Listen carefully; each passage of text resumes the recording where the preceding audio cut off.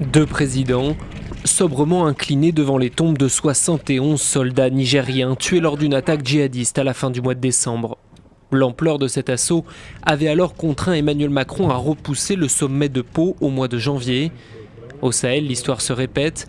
Ce jeudi, nouvelle attaque djihadiste et un bilan encore plus vertigineux, près de 90 morts à Chinégoder, la pire attaque jamais perpétrée au Sahel ces dernières années. C'est vraiment quelque chose d'énorme et de terrible qui s'est passé ici. Nous pensons que c'est une situation grave et ça devrait normalement amener même le président à ne même pas aller à cette histoire de Pau. D'autant plus qu'on sait que la présence des forces extérieures est complètement inutile. En seulement un mois, le Niger a perdu près de 180 soldats. Le Mali, lui, a cumulé en 2019 15 jours de deuil national. Quant aux Français, 41 ont perdu la vie au Sahel depuis 2013. Mais pas d'union sacrée pour autant.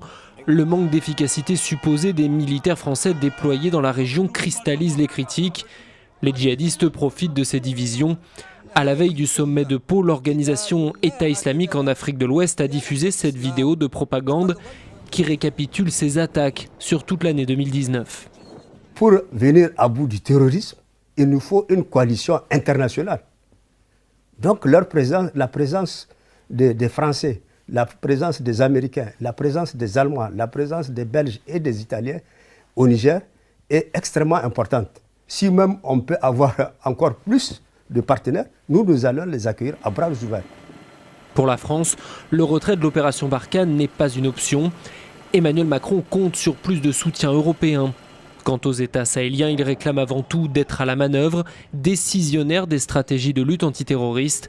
En clair, obtenir des moyens financiers pour mener le combat sur le terrain.